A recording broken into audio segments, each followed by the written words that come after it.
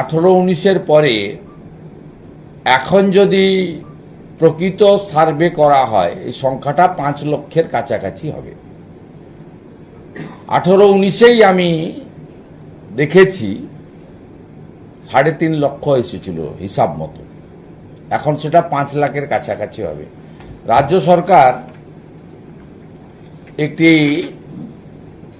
বিজ্ঞপ্তি জারি করেছেন, অনলাইনে কতগুলো ফর্ম ইত্যাদি তারা দিয়েছেন। এটার সঙ্গে দুটো বিষয় মূলত যুক্ত রয়েছে। একটা বিষয় হলো 8 লক্ষ কোটি টাকা ঋণ করা রাজ্য সরকার টোটোগুলিকে রেজিস্ট্রেশনের নামে টাকা তুলতে চায়। ফিজ নির্ধারিত করা হয়েছে রেজিস্ট্রেশনের জন্য 1000 টাকা। 5 লক্ষ গুণিতক 1000 অ্যামাউন্টটা নিশ্চয়ই ছোটখাটো অ্যামাউন্ট নয়,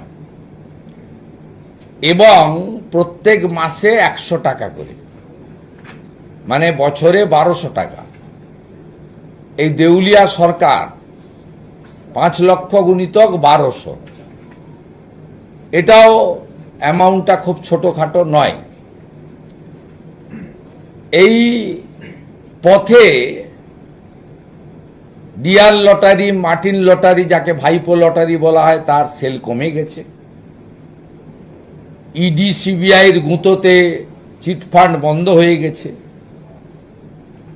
এখন রাজ্য সরকার মূলত মদ নির্ভর। 20,000 নতুন মদের দোকান দিয়েছে। সামনে নির্বাচন, নভেম্বর ডিসেম্বর মাসে আবার কিছু দান খয়রাতি করতে হবে, 100-200 টাকা ভাতা বাড়াতে হবে, খরচ আছে। তাই এই ধরনের একটা প্রক্রিয়া তারা চালু করেছেন,